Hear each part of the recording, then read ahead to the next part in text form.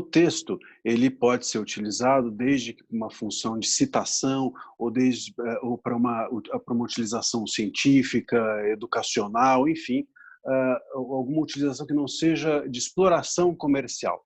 Agora, ainda assim, ele precisa ser utilizado, isso sem autorização. Com autorização, aí você pode utilizar como bem entender. Mas sem autorização, um trecho e nesse específico contexto que é o científico, educacional ou para uma citação de alguém.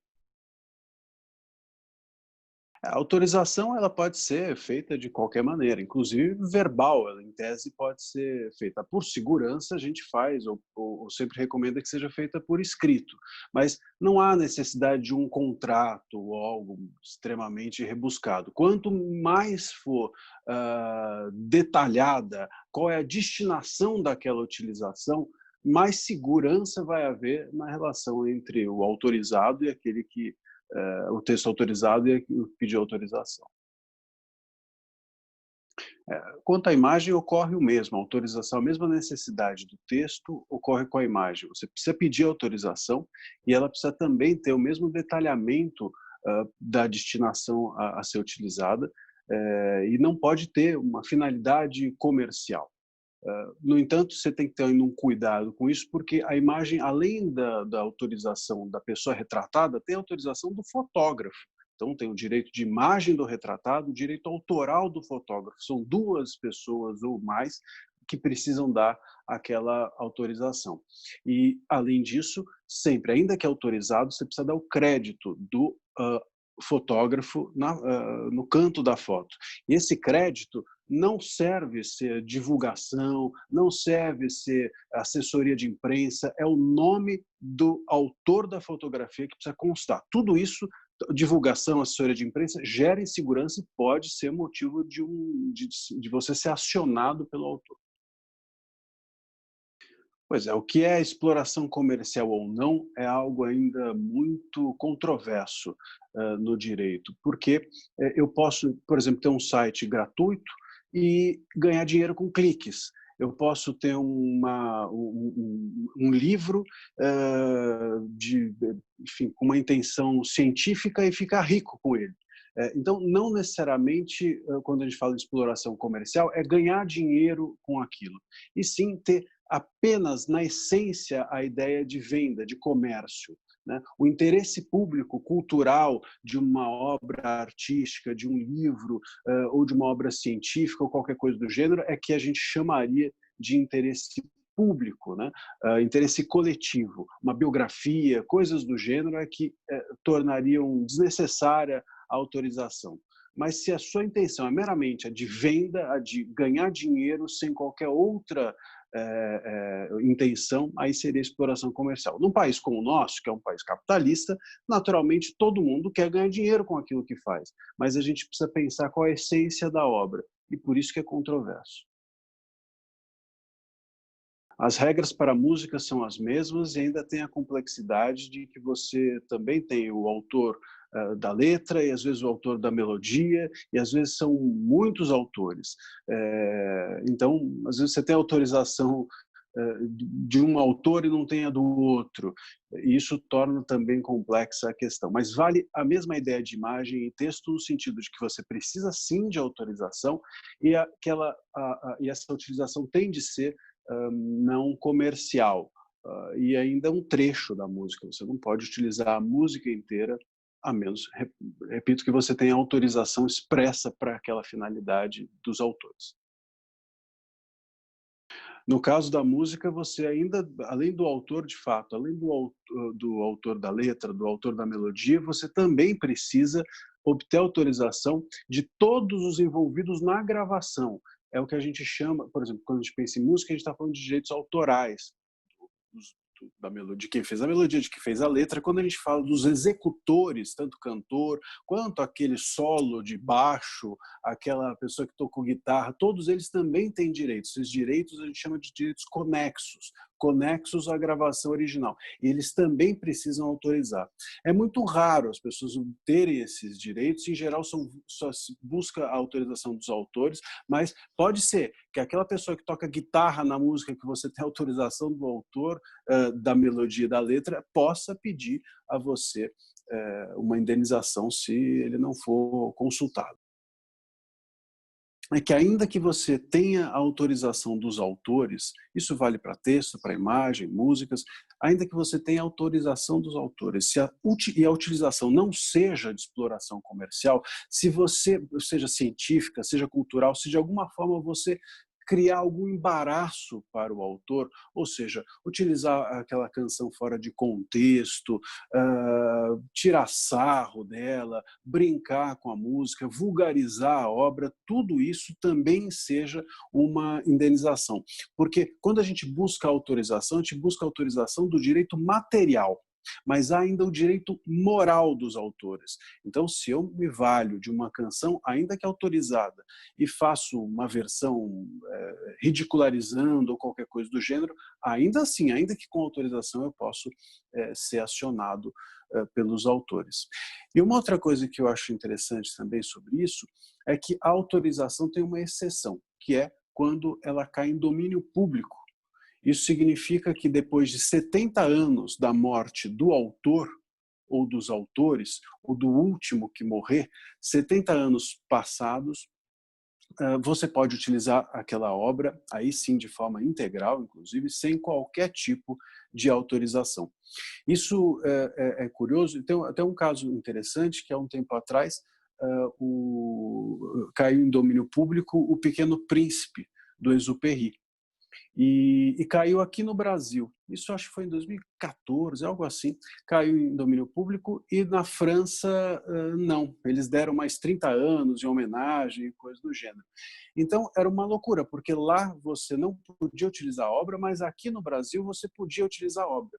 E tinha uma edição inglesa que o ilustrador não era o Exupéry, era um outro, e o ilustrador também tem direito autoral sobre a obra. Então o ilustrador tinha morrido depois, então embora lá tenha caído em domínio por conta do Exupéry, por conta do ilustrador não. Então na Inglaterra você tinha uma situação, na França você tinha outra e no Brasil a obra já estava disponível a todo mundo.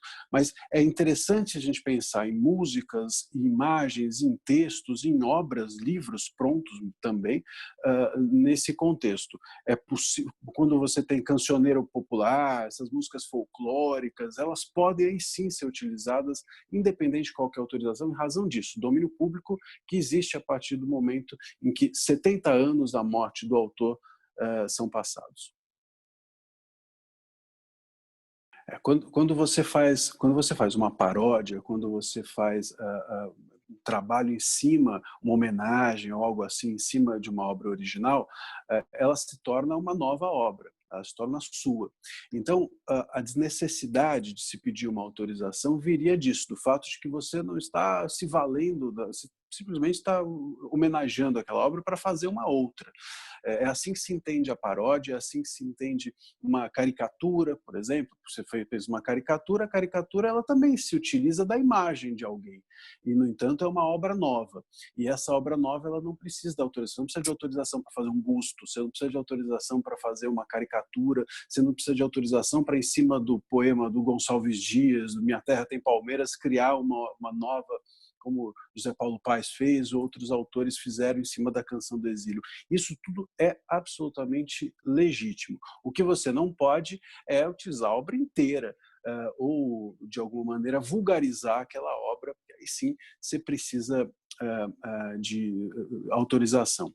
Tem um caso também interessante sobre isso, que até a gente houve uma atuação direta minha, que algum tempo atrás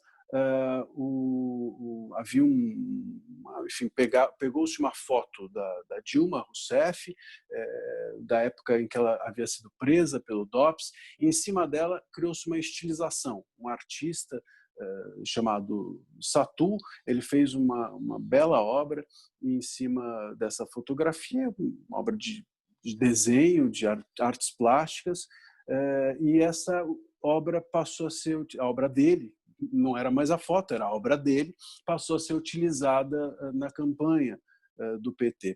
E houve uma exploração, portanto, pode-se dizer comercial, porque a campanha tem, óbvio, agências e coisas do gênero. E isso ensejou indenização, sem dúvida alguma. Justamente por isso, porque a obra não era mais a foto, a obra era a arte que ele fez em cima da foto, e a exploração comercial sem autorização trouxe esse problema ao partido, à campanha. Olha, a apuração de uma indenização, quando você pensa no âmbito material, como eu falei, o direito material ele é aquele concreto, de pedir ou não autorização, mas tem o direito moral da utilização da obra sem a sua autorização. E o direito material você consegue quantificar. Então, enfim, quanto é que se paga no mercado por uma autorização, uma licença de imagem, de texto, enfim, mais ou menos por aí é que o judiciário caminha. O problema é o dano moral. O dano moral é totalmente subjetivo e vai depender do julgador, vai depender da repercussão da obra, mas ainda assim cada jogador pode pensar de uma forma. Isso, no Brasil, as indenizações não são tão expressivas. Quando a gente sai do Brasil, por exemplo, vai para os Estados Unidos, as indenizações são muito altas. No Brasil, não. Para se evitar uma indústria da indenização, essa é a justificativa do judiciário, eles diminuem bastante as indenizações, o que, a meu ver, é um desserviço. Acredito que se a gente tivesse indenizações mais robustas, a utilização indevida das obras, enfim, autorais seriam inibidas, né? Mas é assim que funciona. No entanto, é óbvio, se você utiliza hoje com internet a obra de alguém de forma indevida, aquilo repercute na internet inteira e, enfim, óbvio que um pouco aqui, um pouco ali, a indenização vai ficar grande. Por isso que é um risco, sim, e tem que se ter a clara noção de onde se está pisando. O melhor de tudo é fazer-se uma consulta para ver de quem é aquela obra, qual é a possibilidade de consequências negativas da utilização. As plataformas, elas bem que tentam, mas elas têm uma imensa dificuldade justamente pela quantidade imensa de material, né? Agora, há pouco tempo, o próprio Facebook se colocou na situação de criar um comitê para se avaliar casos relacionados à liberdade de expressão.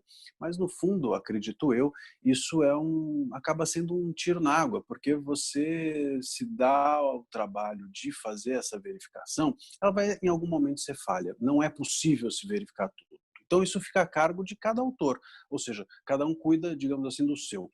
E isso é que é feito na prática. E quando a gente pensa em cada um cuidar do seu, eu me lembro muito de uma piadinha que dizia assim, eram duas pessoas e um tigre perseguindo-as, e um deles para e começa a amarrar o tênis. E o outro vira e fala assim, poxa, você está amarrando o tênis, você acha que você vai correr mais do que o tigre? Ele fala, não, eu acho que eu vou correr mais que você. Então, é mais ou menos assim que funciona. Quando a gente pensa em violação de direitos na internet, sobretudo, o violador ele inibe o seu ímpeto não porque ele vai ser impedido de fazê-lo, de se tornar um pirata, mas ele vai deixar de piratear quem o persegue. Quando você percebe que o seu material, seja texto, imagem, música, enfim, ele está sendo utilizado sem autorização, você pode denunciar isso para a plataforma. Toda plataforma, ou a maior parte hoje das plataformas, possui enfim, um canal de... Você manda um e-mail, você faz uma denúncia própria, pela própria de DMCA, pela própria plataforma, enfim, eles têm os canais e isso está sempre nas políticas de cada plataforma. No entanto, é ainda bastante, digamos assim, incipiente isso no Brasil. Por quê? Porque as plataformas também receiam a retirada desse material. As grandes plataformas, elas precisam sim repensar a forma de remunerar os conteúdos que as alimentam. Isso já foi uma discussão grande a respeito do direito, por exemplo, em relação a músicas, né? Há muito tempo se discutia a necessidade, por exemplo, do YouTube pagar remunerar, né, os direitos autorais. Isso começou a andar um pouco mais rápido há um tempo atrás. Ela começou a pagar e, enfim, passou-se a discutir, bom, os direitos conexos e os executores, enfim, e essa discussão ela é infinita, porque, claro, é uma questão comercial. Quem divulga o seu material quer ganhar dinheiro e quem divulga o do outro quer ganhar dinheiro em cima do outro. Mas eu creio que, em termos de direitos autorais, é necessário que as plataformas hoje passem a pensar na remuneração dos textos, sobretudo textos e imagem ligados aos veículos de comunicação jornalística, porque esse debate ainda não existe.